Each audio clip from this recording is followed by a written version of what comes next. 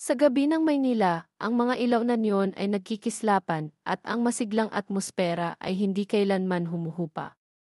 Sa Tambayan Bar, isang modernong bar na nakatago sa masiglang lugar ng Makati, si Joaquin Ramirez, ang batang presidente ng Maharlika Holdings na kilala sa pagiging playboy, ay nasa sentro ng pansin.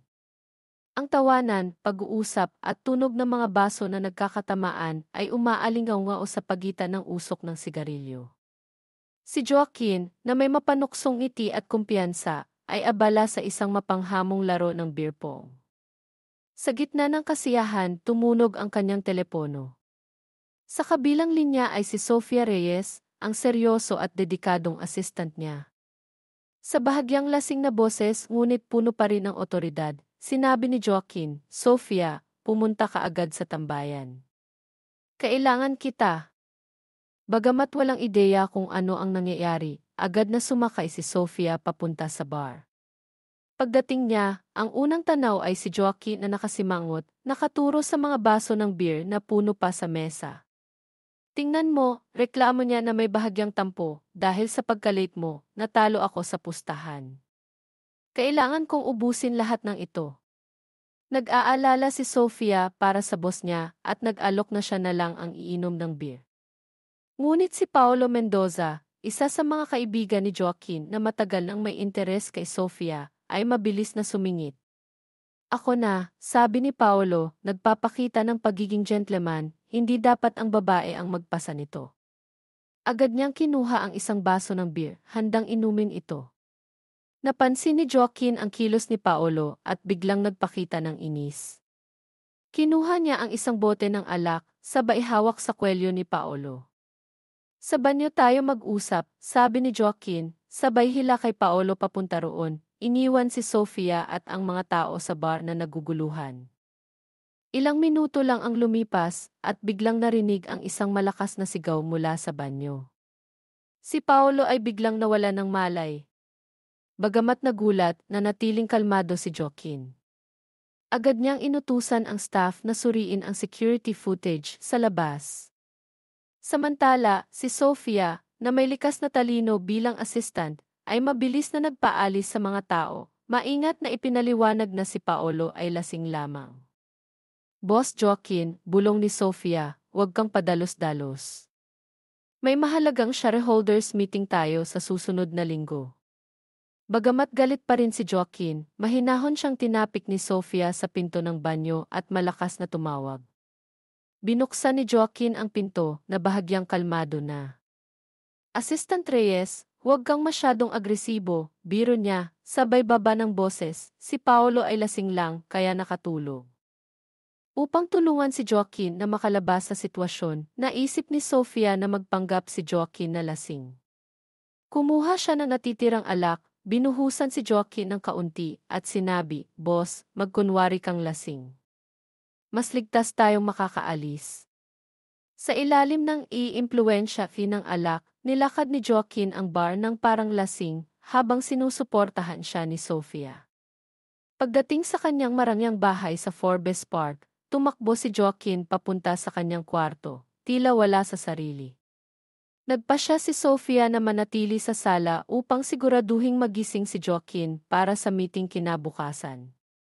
Samantala, sa ibang lugar, si Miguel Castro, isang malapit na tauhan ni Joaquin, ay nag-ulat sa telepono kay Don Ricardo, ang tiyuhin ni Joaquin na lihim na kalaban niya sa kumpanya. "Hindi gumana ang plano, Don. Ang Paolo na iyon ang nakainom ng alak na may gamot." Lumalabas na si Don Ricardo ay naglagay ng gamot sa alak upang mapahiya si Joaquin bago ang shareholders meeting. Alisin ang babaeng Sofia na iyon, malamig na utos ni Don Ricardo, at bantayan ng mabuti ang batang Joaquin. Huwag hayaan siyang makawala sa kontrol.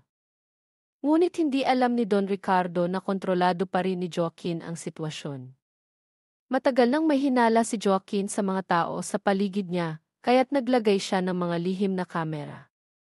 Ang footage na nagpapakita kay Paolo na umiinom ng alak at ang tapang ni Sofia na tumulong kay Joaquin ay lalong nagbigay ng interes kay Joaquin. Bumaba siya sa hagdan upang tingnan si Sofia na nakatulog sa sofa. Nang gumalaw si Sofia, agad siyang bumalik sa kwarto. Hawak ang lumang AE card ng high school na may pangalang Sofia Reyes, isang alaala na iniingatan niya ng matagal na panahon. Kabanata 2, Hindi inaasahang insidente at lihim na babala. Kinabukasan, sa tamang oras, kumatok si Sofia sa pintuan ng kwarto ni Joaquin. Walang tugon mula sa loob. Inilapit niya ang tainga sa pinto upang makinig, ngunit biglang bumukas ito, dahilan upang matumbas siya sa matipunong dibdib ni Joaquin. Bahagyang inaantok ngunit halatang tuwang-tuwa, sinabi ni Joaquin, "Mag-ingat ka, Assistant Reyes. Kung may masira, kaya mo bang bayaran ang sasakyan ko?" Namula si Sofia, agad na umatras. "Pasensya na, boss. Siguro mas mabuti kung gamitin niyo ang kotse ko papunta sa opisina para iwas aksidente." Bagamat bahagyang tinawanan ni Joaquin ang simpleng kotse ni Sofia, napilitan siyang sumakay. Pagdating sa Maharlika Holdings, bumaba si Joaquin na tila pagod. Nakita niya ang ilang magagandang empleyado at agad na nagpakita ng interes. Ngunit mabilis siyang hinila ni Sofia papunta sa elevator, sabay bigay ng senyales sa mga empleyado na huwag lumapit sa kanilang boss. "Nakakainit dito. Sira ba ang aircon?" reklamo ni Joaquin pagdating sa opisina. "Boss, naayos ko na ang aircon sa private office niyo," sagot ni Sofia. Sa loob ng opisina, lihim na tinitingnan ni Joaquin ang litrato ni Sofia na kuha niya habang natutulog ito. Nang pumasok si Sofia upang mag-submit ng mga dokumento, kunwari siyang abala sa cellphone. "Basahin mo na lang ang file para sa akin," utos niya. Habang binabasa ni Sofia ang file, napansin ni Joaquin na tila pagod na ito. "Umupo ka. Hindi ba masakit sa paa ang pagtayo?" tanong niya. Nang magsimulang umubo si Sofia, agad niyang kinuha ang mga dokumento, mabilis na pinirmahan ang mga ito. "Boss, pwede ba akong umuwi ng maaga ngayon? May personal akong lakad," tanong ni Sofia. Bago umalis, pinaalala niya kay Joaquin, "Boss, huwag kalimutang i-adjust ang aircon bago magpahinga." Paglabas, sinabi ni Sofia sa isang kaibigan, "Mukhang sinadya ni boss na magpa-aircon sa akin. Pero kailangan kong magmadali para sa blind date ko." Hindi nagtagal, hinanap ni Joaquin si Sofia. "Nasaan si Assistant Reyes?" "Umalis na po siya, boss. Sabi niya may blind date siya." Biglang sumimangot si Joaquin. Agad siyang pumunta sa parking lot at nakita si Sofia na papasok sa kotse. Walang sabi-sabi, sumakay siya sa driver's seat. "Ako na ang maghahatid sa iyo," sabi niya, "at pagkatapos ng blind date mo, gagamitin ko ang kotse mo pa uwi." Sa daan, sinadya ni Joaquin na magkamali ng direksyon. Kung ang blind date mo ay hindi makapaghintay, ibig sabihin wala siyang tunay na interes, sabi niya. Bigla sumigaw si Sofia, "Boss, mukhang may problema ang preno." Sinubukan ni Joaquin na preno, pero patuloy na tumatakbo ang kotse. Pinakalma niya si Sofia at tinuro nito ang isang bakanting daan. Walang ibang paraan, kaya't iniwas ni Joaquin ang kotse papunta sa bakod. Sa lakas ng impact, niyakap ni Joaquin si Sofia upang protektahan ito. Sa kabutihang palad, minor injuries lang ang natamo nila. Tumawag si Joaquin kay si Carlos Alvarez, ang family doctor niya, upang suriin sila. Nang makitang ligtas si Sofia, saka lamang siya nakahinga ng maluwag. "Ito ay dahil sa nangyari sa Tambayan Bar," sabi ni Joaquin kay Carlos, "sigurado akong si Don Ricardo ang may pakana nito. Hindi siya maglalakas loob na galawin ka bago ang shareholders meeting," paliwanag ni Carlos. "Kung may mangyari sa iyo, 54% ng shares ay mapupunta sa charity. Kaya't ang target niya ay si Assistant Reyes para magbigay ng babala." Si Joaquin ay napaisip at sa puntong iyon, napagtanto niya na si Sofia ay nasa panganib hanggat mananatili ito sa kanyang paligid. Samantala, si Sofia ay malungkot na nagmasid sa kanyang bagong bili na telepono na basag na matapos ang aksidente. Wala siyang magawa kundi gamitin ang lumang telepono na bigay ng kanyang yumaong tiyuhin ilang taon na ang nakalilipas. Kinabukasan, nagulat si Sofia nang makatanggap ng email na nagsasabing siya ay tinanggal na sa trabaho. Agad siyang pumunta sa opisina at walang pag-aalinlangan, dumiretso siya sa kwarto ni Joaquin. Bakit? Bakit mo ako tinanggal? Tanong niya, puno ng galit. Si Joaquin, na pilit nagpapakita ng malamig na ekspresyon, ay sumagot, Sofia, masyado ka ng pabigat. Halos ikinamatay ko pa sa aksidente. Bilang konsiderasyon sa 2 taon mong serbisyo, tanggapin mo ang severance pay na ito at umalis ka na. Ang puso ni Sofia ay tila nadurog. Akala niya si Joaquin, bagamat may pagkaligaw, ay may mabuting kalooban. Ngunit ngayon, napagtanto niyang mali ang kanyang akala. Sa galit at pagkadismaya, tinalikuran niya si Joaquin at lumakad palayo. Ngunit bago pa siya makalayo, bigla siyang nahilo at nawala ng malay.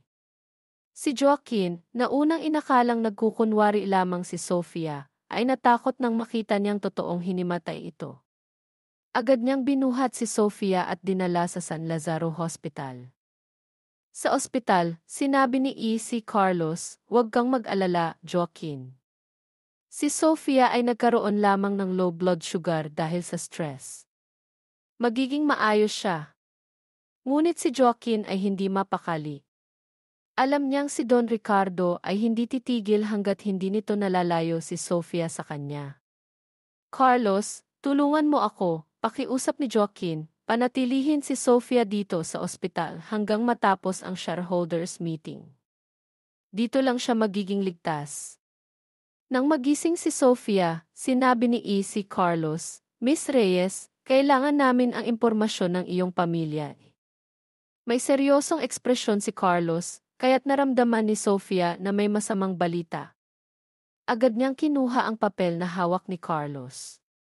Nabasa niya ang mga salitang stage 4 pancreatic cancer na ikinagulat niya. "Miss Reyes, hindi ito para sa iyo," agad na paliwanag ni Carlos, "ito ay resulta ng ibang pasyente.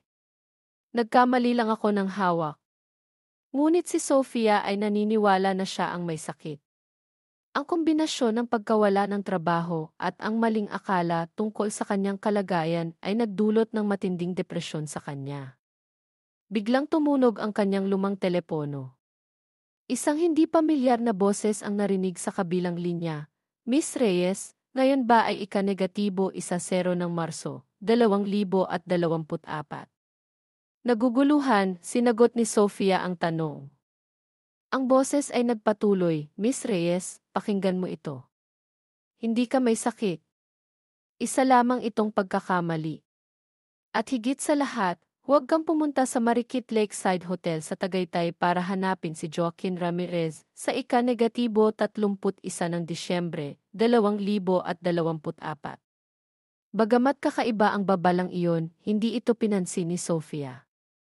Sa puntong iyon, mas iniintindi niya kung paano siya makakahanap ng pera para sa kanyang ipagpapagamot.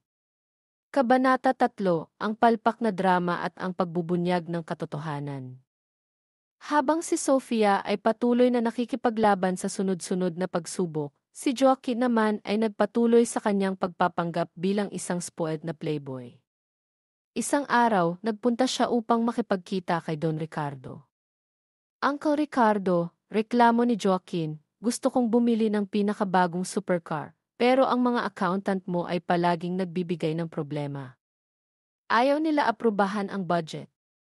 Tumawa si Don Ricardo, sabay tapik sa balikat ni Joaquin, "Relax lang, bukas ipapadala ko ang kotse sa bahay mo. Ang kumpanya ay magiging iyo rin naman dahil iniwan ito ng ama mo para sa iyo.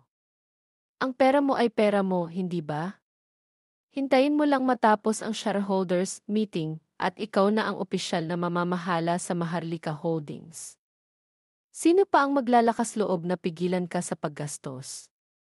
Pero hindi ko alam kung makakapaghintay ako hanggang sa araw na iyon," buntong hininga ni Joaquin, tila nagdadrama. "Noong nakaraan, muntik na akong mamatay dahil sa pagmamaneho ng assistant ko. Kaya galit na galit ako, tinanggal ko siya sa trabaho. Para matuto siya.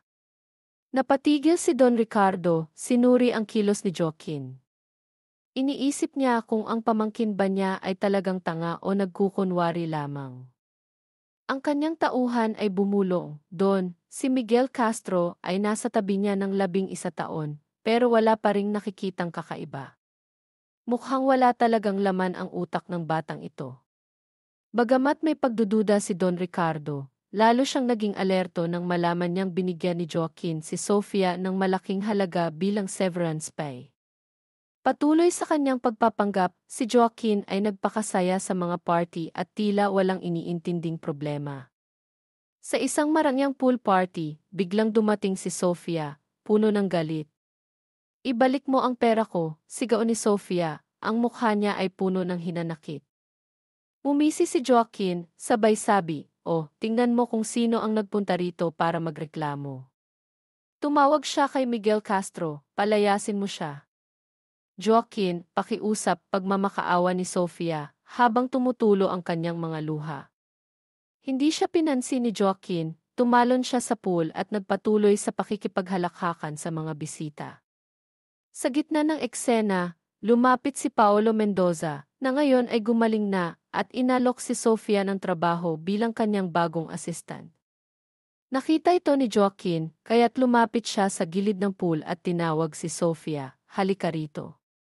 Nang makalapit si Sofia, bumulong si Joaquin sa kanya, ngunit bigla niyang itinulak ang ulo ni Sofia sa tubig. Ubot-saksak si Sofia, ngunit ang kanyang mga mata ay puno ng galit. May pancreatic cancer ako. Kailangan ko ng pera para sa pagpapagamot, sigaw niya, halos mawalan ng pag-asa. Natigilan si Joaquin sa sinabi ni Sofia, ngunit agad niyang ibinalik ang kanyang malamig na ekspresyon. Hindi ko pinaniniwalaan yan. Ubusin mo ang bote ng alak na ito at bibigyan kita ng pera. Bagamat nanginginig, kinuha ni Sofia ang bote ng alak at ininom ito ng walang pag-aalinlangan.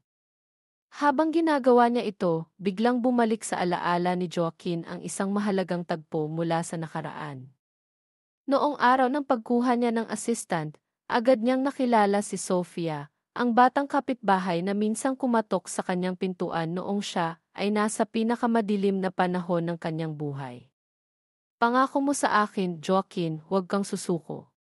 Sa susunod na linggo, sabay tayong manood ng meteor shower, ha?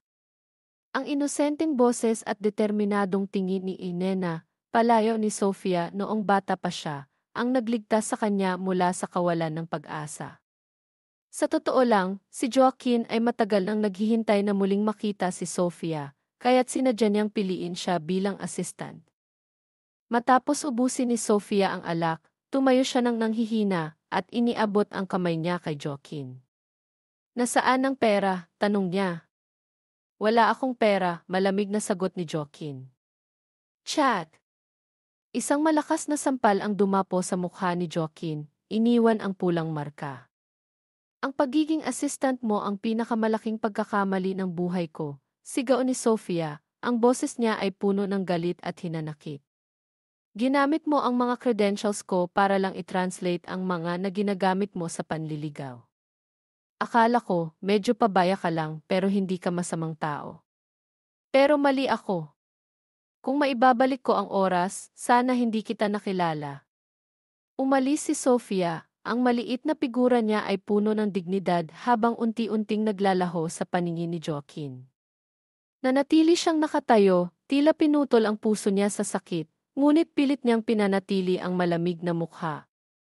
Nagpaalam siya sa party, gamit ang dahilan na susubukan ang kanyang bagong kotse. Agad na iniulat ni Miguel Castro ang insidente kay Don Ricardo. Bantayan mo siya, utos ni Don Ricardo. Tingnan mo kung palihim siyang bumibisita kay Sofia. Sa loob ng kanyang bagong supercar, tumawag si Joaquin kay Carlos, maghanda ng ginger tea para kay Sofia. Uminom siya ng sobrang alak. Alam niyang pagkatapos ng insidente, mas lalong magbabantay si Don Ricardo kay Sofia. Alam niyang panahon na upang harapin ang matandang lobo.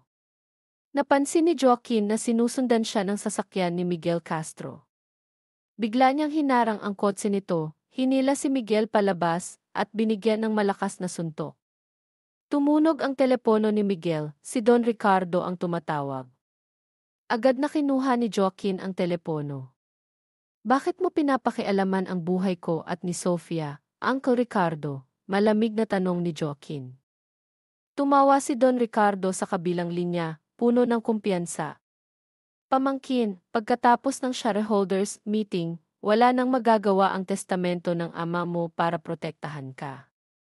At alam mo ba? Ang pagkamatay ng ama mo hindi iyon isang aksidente. Tumigil saglit si Don Ricardo, sabay dagdag, pumunta ka sa The Acacia Club ngayong gabi. Mag-usap tayo. Pagkatapos, ibinaba ni Don Ricardo ang telepono at inutusan ang tauhan niyang si Benjo, ihanda ang lahat. Siguraduhin na pipirma si Joaquin sa kontrata ng paglipat ng shares ngayong gabi. Samantala, tumunog muli ang lumang telepono ni Sofia. Ang parehong misteryosong boses ang narinig, Miss Reyes, inuulit ko, hindi ka maisakit. Para patunayan ko, isulat mo ang numerong ito at bumili ng tiket sa loto ngayong gabi, 10 ng numero. At tandaan, huwag kang pumunta sa The Acacia Club ngayong gabi. Mapapahamak si Joaquin. Biglang natapos ang tawag dahil naubusan ng baterya ang telepono. Pagkatapos nito, pumasok si Carlos sa kwarto ni Sofia. Miss Reyes, oras na para sa pagkuha ng wisdom tooth.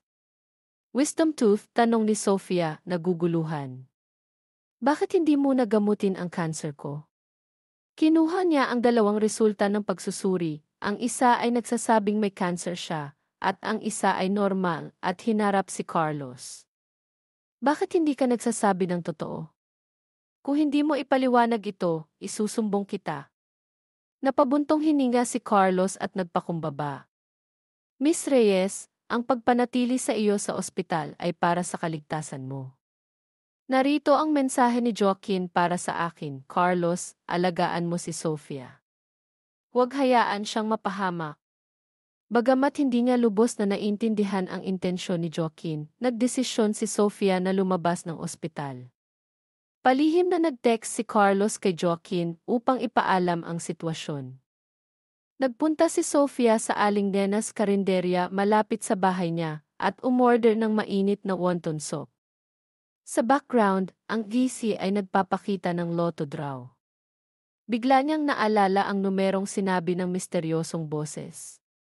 Agad siyang bumili ng tiket gamit ang eksaktong numero. Samantala, si Joaquin ay nakatanggap ng balita mula sa kanyang espiya. Boss, si Miss Reyes ay lumabas ng ospital at bumili ng lotto ticket.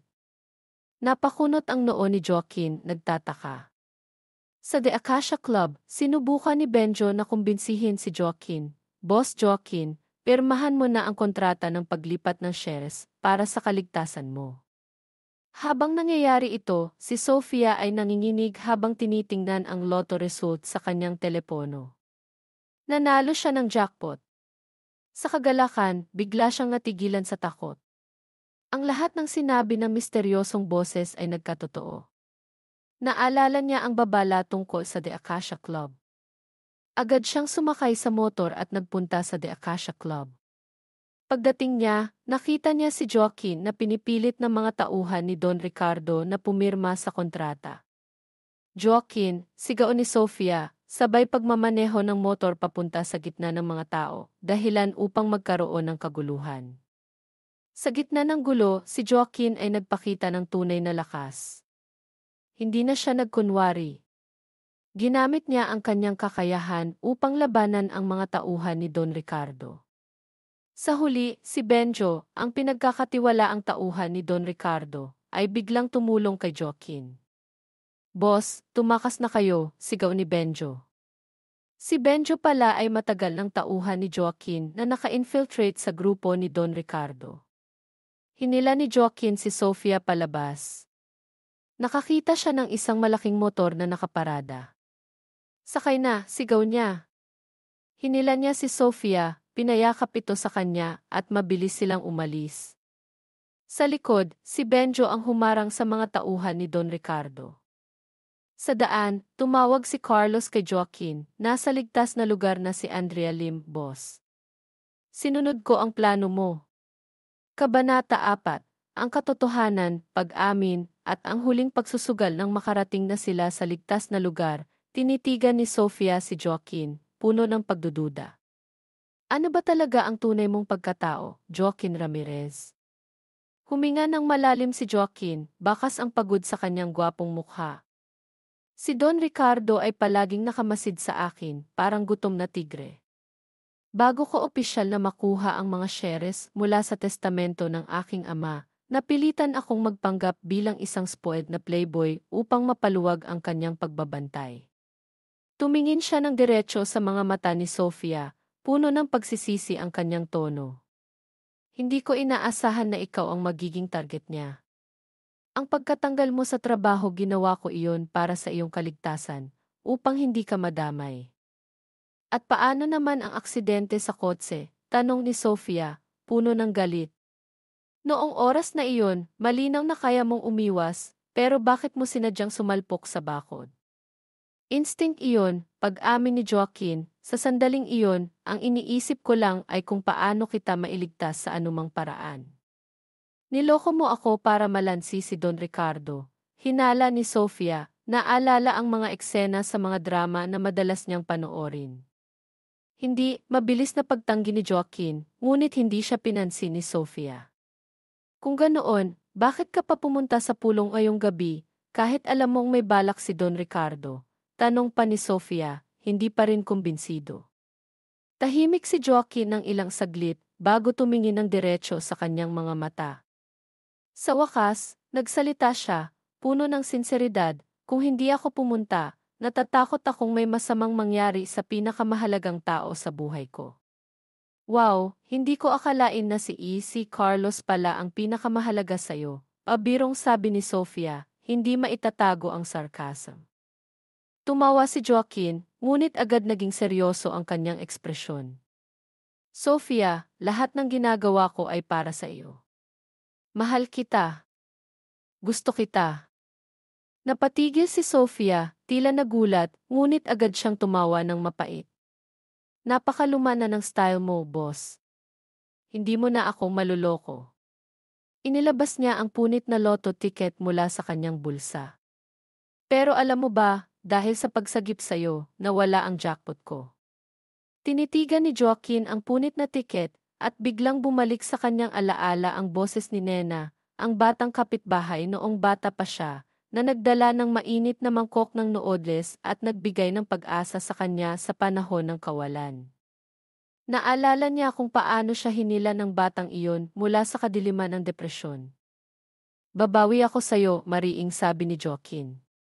Nilabas niya ang laman ng kanyang wallet at bag, at iniabot kay Sofia ang isang bungkos ng pera. Sa ngayon, ito lang ang meron ako. Pagkatapos ng shareholders meeting bukas, pangako, babayaran kita ng higit pa. Pero bago ang lahat, Sofia, kailangan mo akong tulungan sa isang mahalagang bagay. Kinabukasan, sa shareholders meeting ng Maharlika Holdings, ang tensyon ay ramdam sa buong silid. Dumating si Sofia Reyes, hindi na ang simpleng assistant, kundi isang babaeng puno ng kumpiyansa at eleganteng kasama ni Joaquin Ramirez. Kasama rin si Andrea Lim, ang eksperto sa teknolohiya na pinagkakatiwalaan ni Joaquin. Nagpakita ng kumpiyansa si Don Ricardo, at inihayag na si Joaquin ay kusang loob na pumirma sa kasunduan ng paglipat ng lahat ng shares sa kanya. Nagpalabas pa siya ng video bilang ebidensya. Ngunit sa halip na patunayan ang kanyang sinasabi, ang video ay nagpakita ng eksena kung saan si Don Ricardo ay nakikipagsabwatan sa may-ari ng Tambayan Bar upang lasunin si Joaquin sa pamamagitan ng alak. Biglang tumayo si Joaquin at nagsalita sa harap ng mga shareholders. Mga mahal na kasamahan, anya, ang video na ito, kasama si Benjo dito, at marami pang ebidensyang aking nakalap, ay sapat upang patunayan ang mga iligal na gawain ni Don Ricardo. Kabilang ang pang-aabuso sa pondo ng kumpanya at pag-angkin ng mga ari-arian nito. Dagdag pa niya, si Benjo, pati na rin ang ilang shareholders dito, ay sumusunod lamang sa huling habili ng aking ama, ang tulungan akong linisin ang pamunuan ng kumpanya. Sa gitna ng pagkabigla ng lahat, idineklara ni Joaquin, opisyal kong itinalaga si Andrea Lim bilang Direktor ng Research & Development at si Sofia Reyes bilang Direktor ng Public Relations ng Maharlika Holdings. Sa sobrang galit, nawala ng kontrol si Don Ricardo at itinuro si Joaquin. Ikaw, kailan mo nalaman ang lahat ng ito? Mula pa noong matagal na, sagot ni Joaquin, ang tono niya ay malamig at matalas. Matagal ko nang natuklasan na ang huling tawag ng aking ama, bago siya namatay ay para sa iyo, Don Ricardo. Hayop ka! Darating ang araw na mawawala ang lahat sa iyo, sigaw ni Don Ricardo, bago siya dinala ng mga security guards palabas ng silid. Bagamat nalampasan ni Joaquin ang pagsubok at nailigtas ang kumpanya, nararamdaman pa rin niya ang hindi maipaliwanag na kaba. Alam niyang may itinatago pang lihim si Don Ricardo. Lumapit si Carlos at tinapik ang balikat ni Joaquin. Alam mo, tinanggal mo siya sa trabaho, tapos sinira mo pa ang jackpot ticket niya. Dapat lang na mag-isip ka ng paraan para bumawi. Napangiti ang doktor at nagbiro, subukan mong painumin si Sofia ng alak, tapos ikwento mo ang buhay mo sa ilalim ng pangil ni Don Ricardo. Malay mo, maawa siya sa'yo. Ngunit umiling si Joaquin. Alam niyang kailangang maging totoo siya kay Sofia.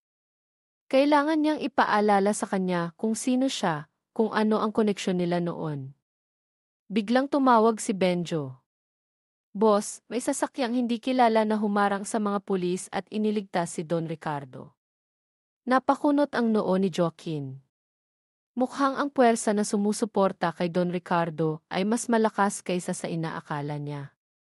Kabanata 5, mga nakalimutang alaala at bagong hinaharap. Dumating si Sofia sa opisina ni Joaquin, inilapag ang kanyang resignation letter sa mesa. Director ng Public Relations. Ikaw ang nagdedesisyon sa lahat, mula sa pagtanggal sa trabaho hanggang sa pag-a-appoint, nang hindi man lang kinukonsulta ang opinyon ko. Nagpakita ng pag-aalala si Joaquin. Sofia, patawarin mo ako kung nasaktan kita. Nakita ni Sofia ang sinseridad sa mga mata ni Joaquin, kaya't medyo lumambot ang kanyang puso. Sige, pansamantala kitang pinapatawad. Mag-ingat ka, babala ni Joaquin, nakatakas na si Don Ricardo. Sa daan pa uwi, dumaan si Sofia sa Aling Nena's karinderya. Masayang ibinalita ni Aling Nena na nanganak na ang kanyang manugang. Biglang tumunog ang lumang telepono ni Sofia. Muli narinig niya ang misteryosong boses. Sa pagkakataong ito, ang boses ay nagbigay daan kay Aling Nena na makipag-usap sa kanya mula sa kabilang linya. Sofia, apo, bumisita ka naman sa pamangkin mo, isang taong gulang na siya, masayang sabi ni Aling Nena. Napahinto si Sofia, tila nanigas. Ang misteryosong boses iyon pala ay si Joaquin Ramirez mula sa hinaharap, taong 2025. Ang lumang telepono na ito, sa hindi maipaliwanag na paraan, ay nakakonekta sa dalawang magkaibang timeline. Hindi ko pwedeng sabihin ang lahat, mabilis na sabi ni Joaquin ng 2025. Araw-araw, isang beses lang ako pwedeng tumawag, eksaktong 12:00 ng tanghali. Sofia, huwag kang aalis sa Maharlika Holdings. Doon ka ligtas. Biglang naputol ang tawag. Nagdesisyon si Sofia na ipagpatuloy ang kanyang trabaho sa Maharlika Holdings. Sinimulan niyang baguhin ang imahe ni Joaquin, tinulungan siyang pumili ng mga damit na mas propesyonal at angkop para sa mga panayam. Anong gusto mo pang baguhin sa akin? Tanong ni Joaquin, habang malumana siyang nakatingin kay Sofia. Kailangan mas malapit ang imahe mo sa publiko, sagot ni Sofia. Simulan natin sa estilo ng pananamit. Naging headline sa mga pahayagan ang balita tungkol sa opisyal na pag-upo ni Joaquin Ramirez bilang presidente ng Maharlika Holdings. Ang kanyang bagong imahe, mas maayos, propesyonal, at puno ng potensyal, ay naging usap-usapan.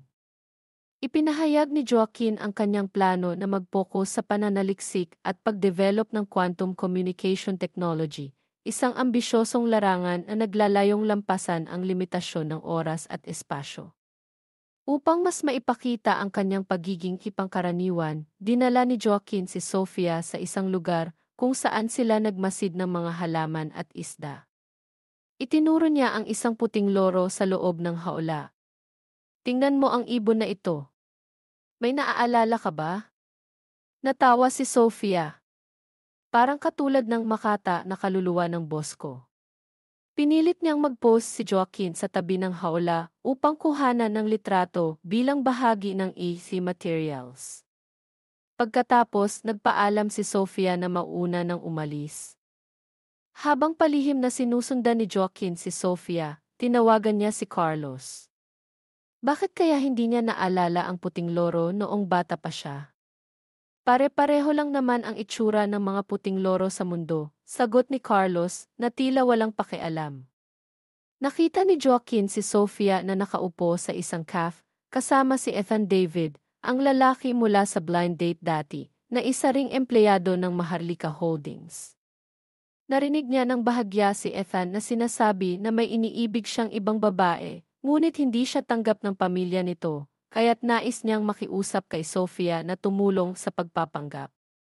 Biglang nag-init ang dugo ni Joaquin. Tingnan mo, talagang karibal, bulong niya kay Carlos sa telepono.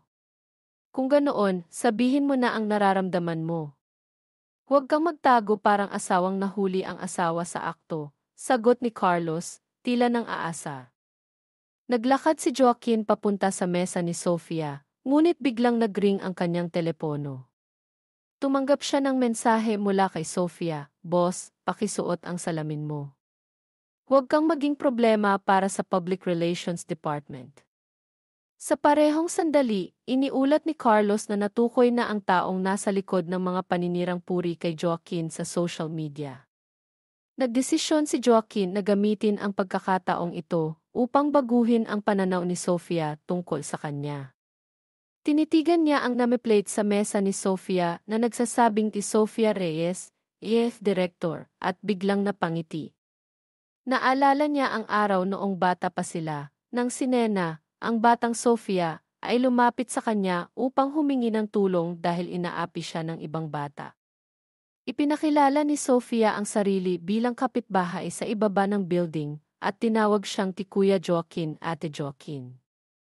Sa timeline ng 2025, si Joaquin ang hinaharap ay biglang nakaramdam ng mga bagong alaala na nabubuo sa kanyang isipan, mga alaala ng Joaquin ng 2024. Napangiti siya dahil sa wakas, mukhang nagbabago na ang kasaysayan. Samantala, sa 2024, muling nabuhay ang lumang issue tungkol sa pagiging party boy ni Joaquin sa Tambayan Bar. Siguradong may taong sinasadya ang lahat ng ito, mariing sabi ni Sofia. Hiniling niya kay Joaquin na makipagkita sa dalawang babaeng nabanggit sa tsismis upang linawin ang sitwasyon.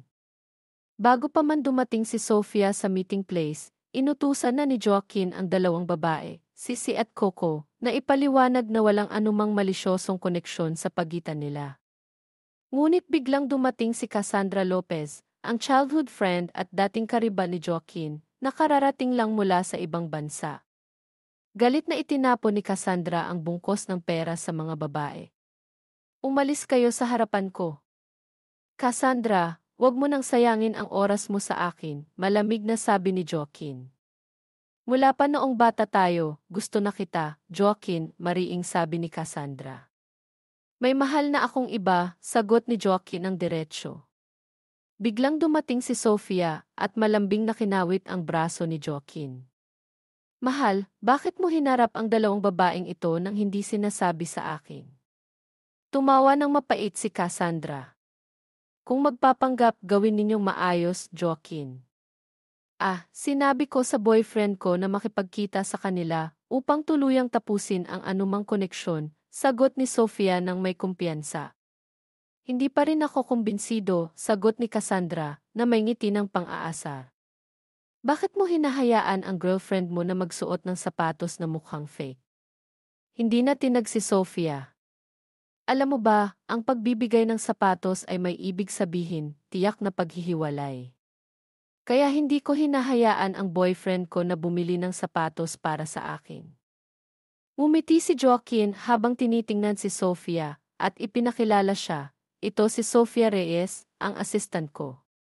Hindi pa namin ipinapahayag ang relasyon namin sa kumpanya dahil ayaw naming maapektuhan ng mga tsismis. Inimbitahan ni Cassandra si Joaquin sa isang party sa katapusan ng linggo at agad siyang pumayag, isang pagkakataon upang makalapit sa investment fund ng ama ni Cassandra. Pagkatapos, inamin ni Sofia kay Joaquin, sa totoo lang, kumuha ako ng aktres na magpapanggap bilang fiance mo para harapin si Cassandra. Pero biglang nagkaroon ng conflict ang schedule niya, kaya ako na ang pumalit. Habang iniimbestigahan ang background ni Cassandra, isang talentadong violinist at anak ng isang mayamang investor, iminungkahi ni Sofia, bakit hindi mo subukang makipag-date sa kanya, boss? Magandang ideya iyon para maayos ang reputasyon mo. Tinitigan ni Joaquin si Sofia, puno ng kahulugan ang kanyang tingin. Ikaw na ang nag-claim na girlfriend mo ako, kaya kailangan mong panindigan ito. Bukod pa rito, pupunta ako sa party na iyon para makuha ang investment fund ng kanyang ama. Dinala ni Joaquin ang fake girlfriend niya upang maghanap ng damit para sa party. Nang lumabas si Sofia mula sa fitting room suot ang isang eleganteng gown, napahinto si Joaquin, tuluyang nagulat sa kanyang kagandahan. Nilapitan niya si Sofia, kunwari tinatanggal ang tag ng gown, ngunit ang kanyang kamay ay bahagyang umikot sa baywang ni Sofia, nagdulot ng isang sandaling puno ng tensyon. Naalala ni Joaquin ang kahulugan ng itiyakan sa pagbibigay ng sapatos, kaya't nagdahilan siya na ang gown ay masyadong mahal upang bilhin.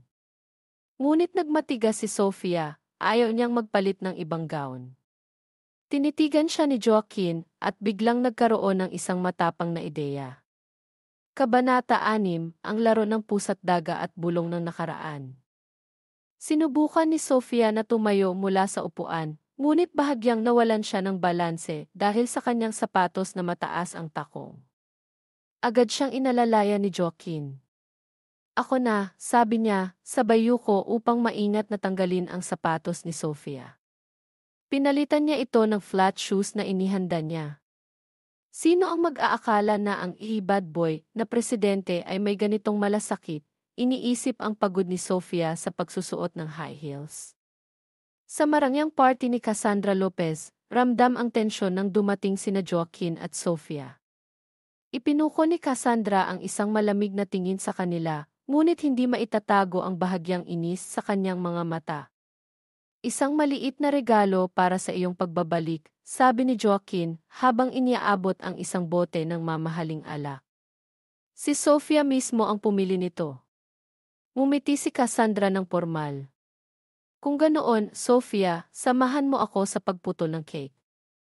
Pasensya na, hindi pwede, magalang na pagtanggi ni Joaquin. Allergic ang girlfriend ko sa mga dekorasyong bellflower sa cake. Nagsimula ang bulungan ng mga bisita sa paligid, si Reyes talaga, napaka-strategic. Pati boss niya, nakuha niya. Narinig ni Joaquin ang mga usapan at tumalikod, nagsalita ng malakas upang marinig ng lahat, sa halip na magtanong kung bakit ang isang babaeng mabuti tulad ni Sofia ay nakipag-date sa isang tulad ko. Tanungin ninyo ang sarili ninyo kung kailan kayo huling kumita ng ₱1 ng patas, sa halip na umasa sa pamilya ninyo. Ang tingin niya ay matalim habang iniikot ang paningin sa mga tao. Nagpapanggap kayong moralista, pinupuna ang girlfriend ko na mahal ang pera. Bawat peso na kinikita ni Sofia ay bunga ng kanyang pagsisikap. Sa totoo lang, sana mas maging interesado siya sa pera ko, para may dahilan akong umasa sa kanya. Sa relasyon na ito, ako ang kailangang magpursige upang maabot si Sofia Reyes. Hinilan niya si Sofia palapit, inilagay ang kamay sa baywang nito. Opisyal kong ipinapahayag, si Sofia Reyes ang girlfriend ni Joaquin Ramirez.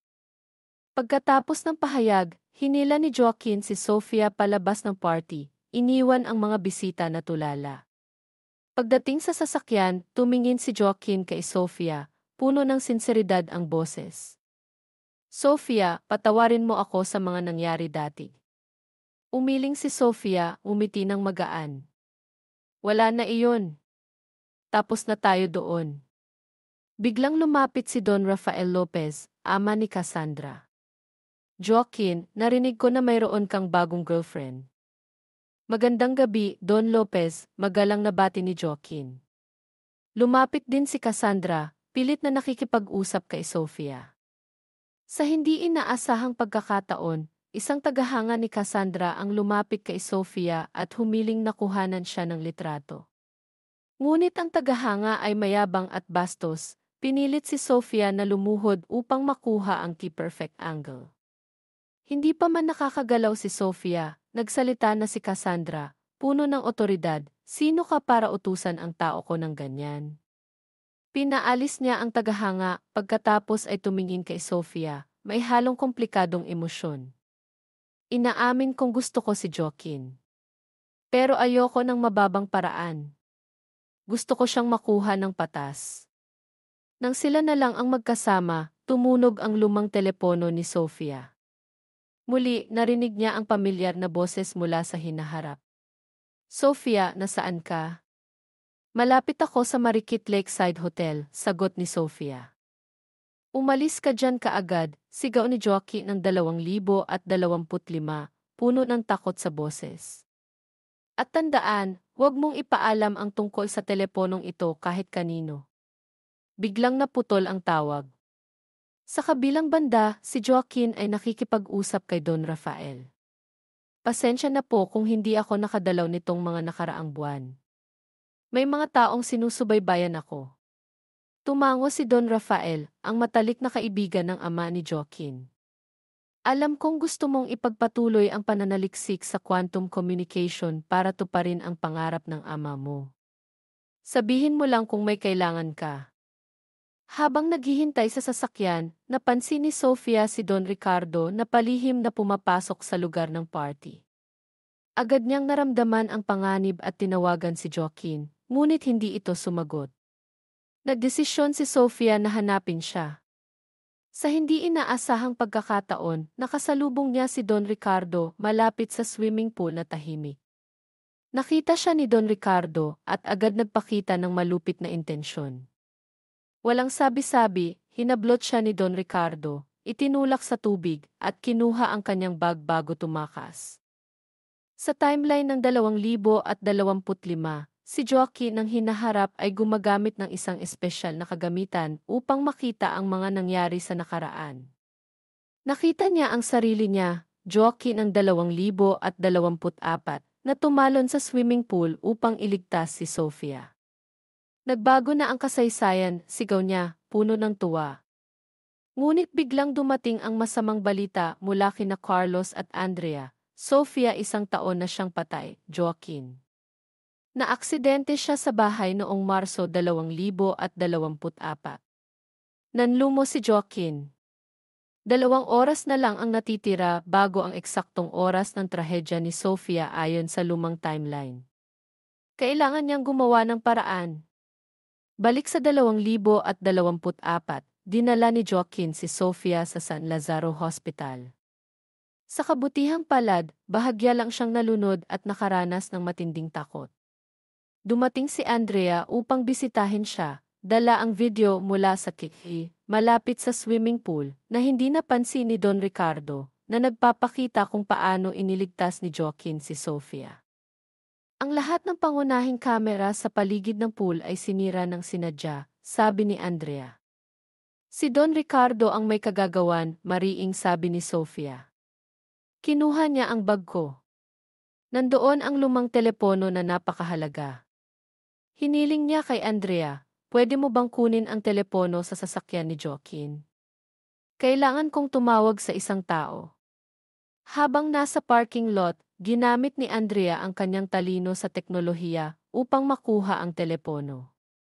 Nakita niya ang lumang telepono at, dala ng curiosity, sinagot ang tawag. Pagkatapos ng ilang segundo, nag-iba ang ekspresyon ni Andrea. Sa bahay ni Sofia, dinala siya ni Joaquin upang magpahinga. Bakit ka bumalik sa hotel ng mag-isa? Tanong ni Joaquin, halatang nag-aalala. Natakot ako na baka ikaw ang mapahamak, mahina niyang sagot. Biglang tumawag si Andrea gamit ang telepono ni Carlos. Joaquin. Ang tumawag sa lumang telepono ni Sofia, sinabi niya na kailangang sabihin mo sa kanya, huwag umuwi ngayong gabi. Nagulat si Joaquin, tumingin sa paligid ng apartment ni Sofia. Napansin niya ang isang anino sa labas ng bintana. Agad siyang pumasok, ngunit nakatakas na ang hindi kilalang tao, iniwan ang kwarto na magulo. Sa takot para sa kaligtasan ni Sofia, dinala niya ito sa kanyang bahay sa Forbes Park upang pansamantalang tumira. Andrea ibinalik ang sasakyan kay Joaquin at inabot ang lumang telepono kay Sofia. Kaibigan mo, anong sinabi niya? Tanong ni Sofia na maihalong pagkamausisa kay Andrea. Bahagyang nag-alinlangan si Andrea, naalala ang banta ng lalaking tumawag sa telepono. Kapag hindi mo na iparating kay Sofia Reyes na huwag siyang umuwi ngayong gabi, buong mundo ang makakaalam na hanggang ngayon, ako, si Joaquin Ramirez, ay hindi pa nakakaranas ng mga bagay-bagay. Napilitan si Andrea na magsinungaling, at tinanong lang niya kung kumusta ka. Pagkapasok ni Sofia sa bahay, tumingin si Joaquin kay Andrea at sinabi, umuwi ka na. Ako na ang bahala sa kanya. Sa loob ng bahay, nagtanong si Sofia ng may pag-aalinlangan, mayroon ka bang pangtanggal ng makeup? Ang bahay ko ay walang gamit pambabae, sagot ni Joaquin ng may katiyakan. Sisi at Coco ay mga aktres lang na kinuha ko para sa palabas. Pagkatapos mahuli si Don Ricardo, tapos na ang kontrata nila. Sa wakas, naipaliwanag niya ang lahat kay Sofia. Habang si Sofia ay nasa banyo, tumawag si Joaquin kay Carlos. Naku, pare, pahiramin mo naman ako ng tips para sa stage ng pagsasama ng crush. Grabe ka naman. Ang mga kaibigan mo na stranded sa kalsada, hindi mo man lang tinulungan, pero ang love life mo, todo effort, reklamo ni Carlos, ngunit nagbigay pa rin ng payo. Kailangan mong lumapit, gumawa ng skinship nang hindi inaasahan, para kiligin siya. Agad na sinubukan ni Joaquin ang payo ni Carlos. Habang naghahanda si Sofia ng hapunan, lumapit si Joaquin, kunwari ay kukuha ng gamit, ngunit sinadyang malaglag ang basket ng itlog. Nang yumuko si Sofia upang pulutin ang mga ito, pinigilan siya ni Joaquin. Ako na. Napansin niya ang maliit na sugat sa kamay ni Sofia dahil sa piraso ng shell ng itlog. Maingat niyang hinawakan ang kamay ni Sofia at hinipan ang sugat. Nagulat si Sofia, agad binawi ang kamay, namumula ang mukha at sumimangot, ikaw na ang maglinis ng kalat mo. Sa hapunan na inihanda ni Joaquin nang may pagkamadali, nagtanong si Sofia, pwede bang magpalitan tayo sa pagluluto? Hindi pinapayagan ng pamilya ko ang mga babae na magluto, sagot ni Joaquin, ngunit idinagdag, ito ang unang beses na nagluto ako sa bahay. Natawa si Sofia. Bakit kailangan mong i-emphasize ang unang beses? Pati na rin ang pagiging unang babae na natulog sa bahay mo. Ngumiti si Joaquin, ang tingin ay malayo. Naalala mo ba noong bata ka, tumatakas ka sa mga naniningil ng utang ng tatay mo at pumupunta sa bahay namin? Sa totoo lang, hindi ikaw ang unang babae. Ikaw lang ang nag-iisang babae, Nena. Napahinto si Sofia. Nena di. Siya. Salamat, Kuya Joaquin, bulong ni Sofia. Dahil palagi mo akong pinoprotektahan. Habang naliligo si Joaquin, tila nagmumuni-muni siya sa mga sinabi ni Carlos. Grabe si Carlos, puro kalokohan. Andrea ay nagpadala kay Joaquin ng video na nagpapakita ng eksena kung paano itinulak ni Don Ricardo si Sofia sa swimming pool. Na-trace ko na ang schedule ni Don Ricardo. May meeting siya sa hotel noong gabing iyon, pero ang taong dapat niyang makaharap ay hindi dumating, sabi ni Andrea.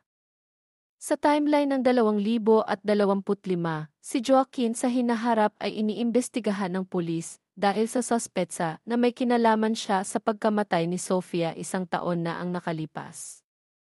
Napagtanto niya na ang interbensyon ng lumang telepono ay nagdulot ng mga unpredictable na pagbabago na nagresulta sa mas magulong hinaharap.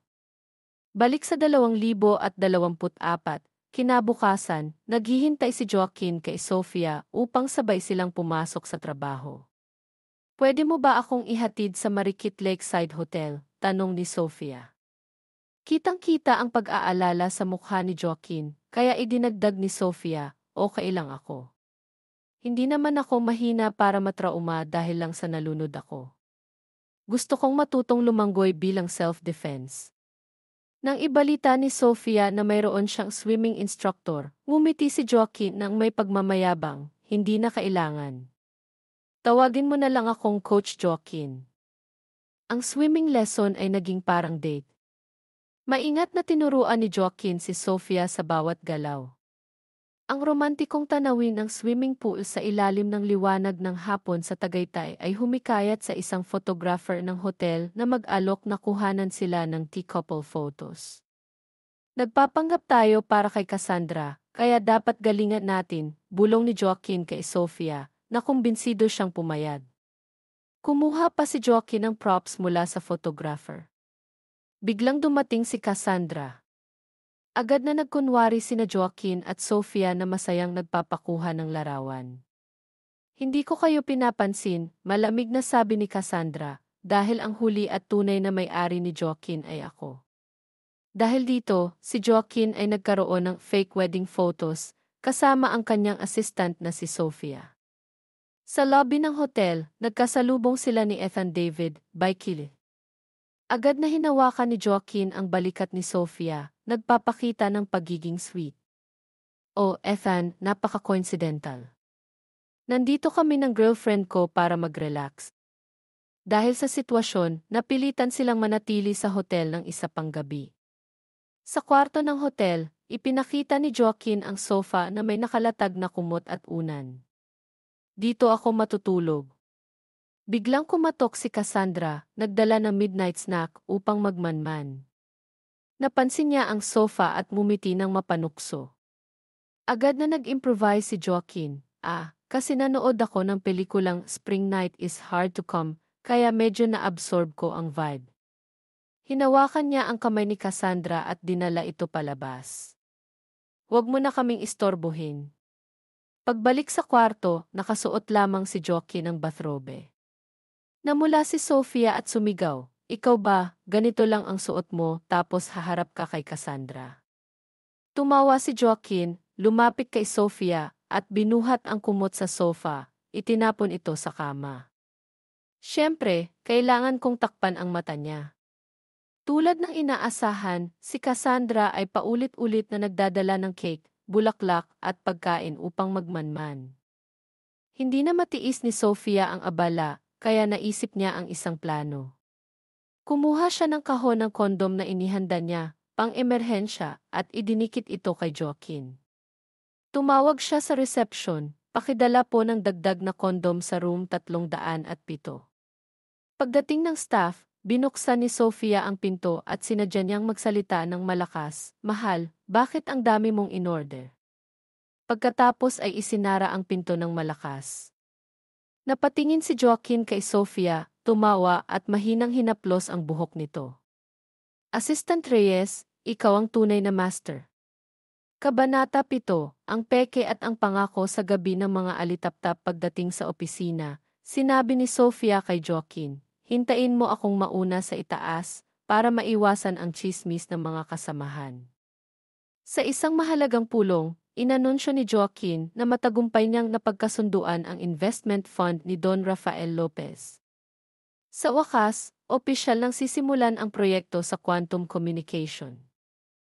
Eksaktong 12:00 ng tanghali, pumunta si Sofia sa isang tahimik na sulok ng pasilyo, naghihintay ng tawag mula sa hinaharap. Ngunit nanatiling tahimik ang telepono. Sa halip, nakatanggap siya ng mensahe mula kay Ethan David, Sofia, magkita tayo mamaya sa Aling Nena, okay? Habang walang tawag mula sa taong misteryoso, biglang naalala ni Sofia ang insidente sa hotel. Naamoy niya ang banayad na halimuyak ng bellflower sa katawan ni Don Ricardo habang inaatake siya nito. Ang parehong halimuyak na iyon ay naramdaman niya rin sa kanyang apartment na nilinis matapos itong halughugin. Posible kayang hinahanap ni Don Ricardo ang teleponong ito na may kakayahang maglakbay sa oras.